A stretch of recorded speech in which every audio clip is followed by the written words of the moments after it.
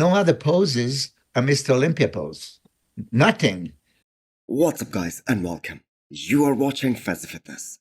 So let's start this video with the former Miss Olympia, Derek Lunsford, who by the way is the only man in the history of bodybuilding to have won that Miss Olympia title, both in the 212 as well as men's open bodybuilding.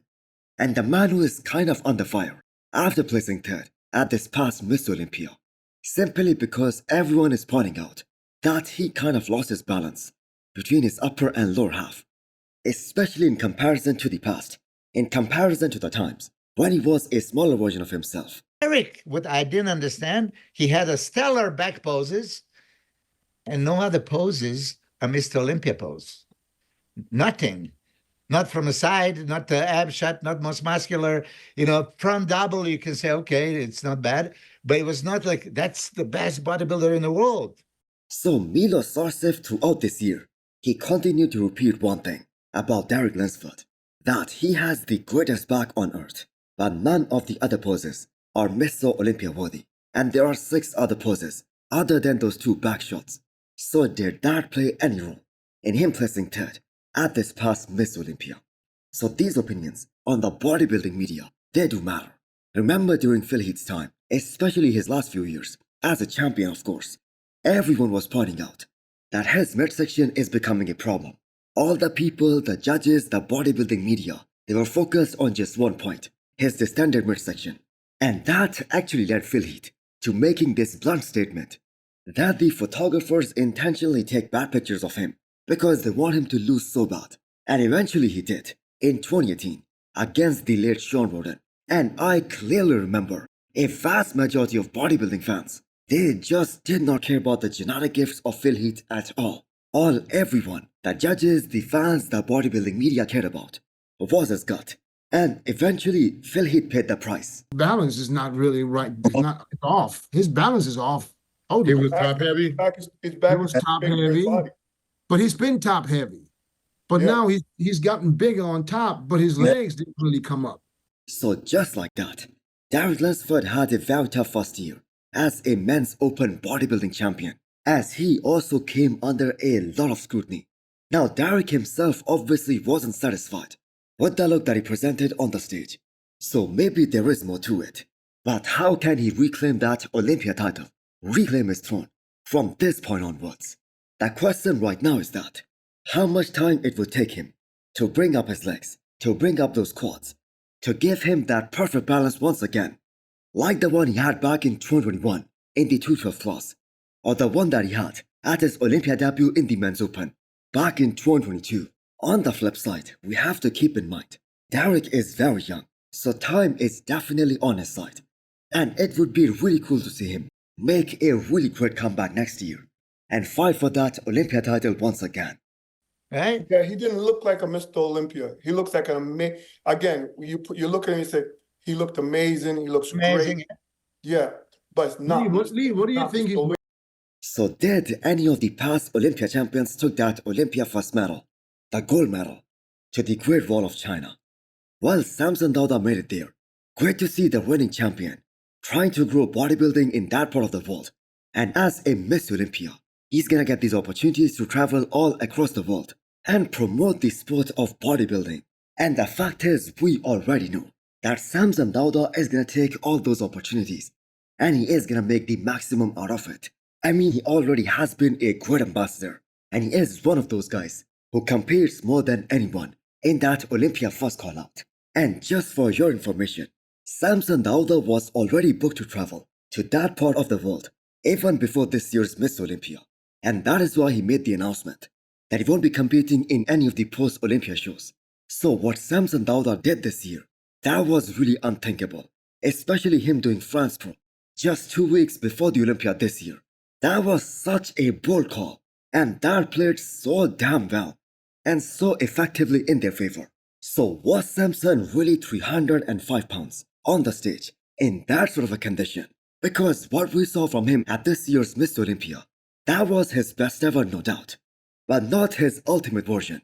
And the thing is, in pro bodybuilding, once you set a standard, the judges as well as the fans, they all expect you to beat that, or at least live up to that. especially the next time you are up on that stage.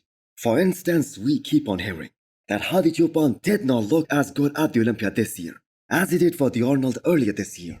So in our mind, as well as the judges in their minds, they are comparing Hadi Choopan to that version, which was definitely Hadi's best version. And keep in mind, Hadi Choopan at the Olympia this year, that was better than the Olympia last year. So coming back to Samson, maybe he can drop another 5 pounds and be totally undeniable next year. What do you guys think? Can Samson Dauda bring better conditioning? Akim the Beast Williams drops 2 weeks out physique update before this year's Romania Pro, and the man looks so humongous.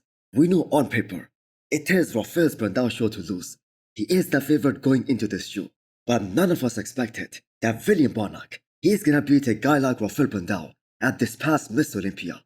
But he did. Plus, the other thing that we learned at the Olympia this year, never ever take those mirror pictures seriously, because Rafael's team, they were claiming that he is coming in 15 pounds heavier compared to his previous version, which was the Arnold Brazil.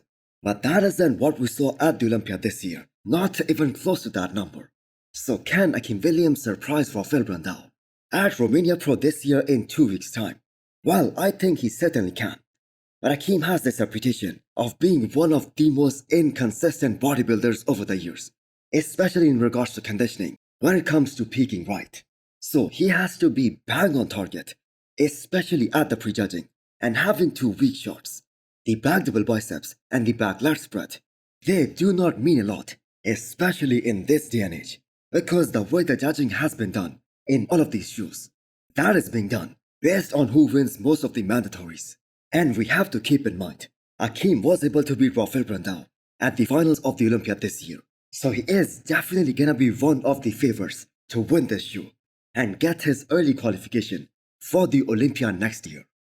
So in this discussion of Romania Pro and Prague, do not forget about Emir, who is confirmed for both these shows. So there are literally a very few guys in the men's open division who can outcondition him. And this has been such an amazing year for Emir.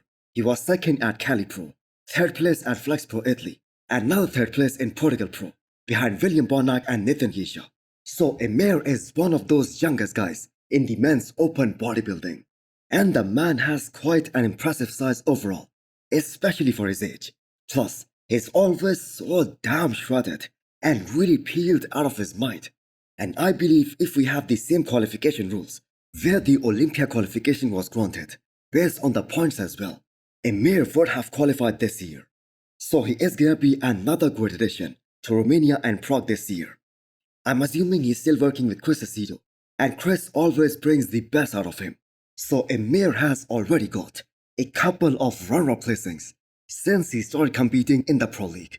And this is the year, or maybe 2025 is the year, when he is looking to get his first Pro win, as well as the Olympia qualification for next year. Next up, we have an update from Keone Pearson, who is back in the gym, slowly getting back into his groove. So I think Keone is gonna apply the same strategy for the Olympia next year as he did this year. Take it really slow for the first 8 weeks or so. Make sure he is healthy again.